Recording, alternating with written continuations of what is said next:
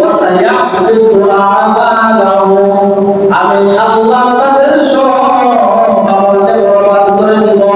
তাহলে বুঝা গেল মুমিন মুসলমান হওয়াটা বুঝা। কারণ মুমিন মুসলমানরা ইবাদত করে, তাদের আমল আছে, তাদের নেকি আছে, তাদের মুক্তি আছে। আল্লাহ পাক রব্বুল আলামিন বলেন আমি তাদের সব আমলকে বরবাদ করে দেব। দুনিয়ার মুসলমান তাহলে বুঝা গেল আমরা যারা মুমিন বান্দা মুসলমান ইমানদার আছি, আল্লাহ পাক রব্বুল আলামিন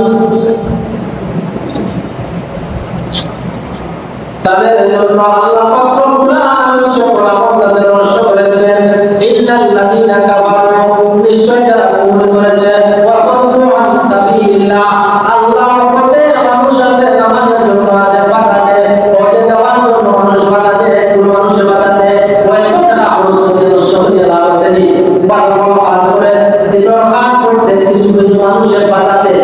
বড় বাপেও বাধা দিতে পারে, মায়েরও বাধা দিতে পারে, বড় ভাইকে ছোট ভাইকে বাধা দিতে পারে, বড় ভাই ছোট ভাইকে বাধা দিতে পারে।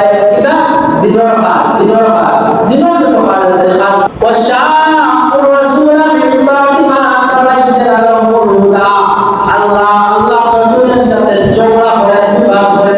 আল্লাহ রাসূল সাল্লাল্লাহু আলাইহি ওয়াসাল্লাম এটা হাদিস শরীফ পড়লো, আর এই হাদিস শরীফের মাইলো না এমন আছে আল্লাহ রাসূলের সাথে কিতা হলো, ঝগড়া হলো, বিবাদ হলো, মানছে না, ঝগড়া হচ্ছে, বিবাদ হচ্ছে।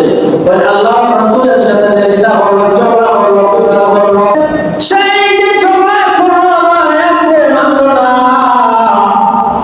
মানুষকে আমার কাছে আসতে পারে না, এর কারণে আমি আল্লাহর কোনো ক্ষতি হবে বলে না, আমি আল্লাহর কোনো ক্ষতি হবে না, বরং আমি আল্লাহ তার সব আমলকে নষ্ট করে দেব।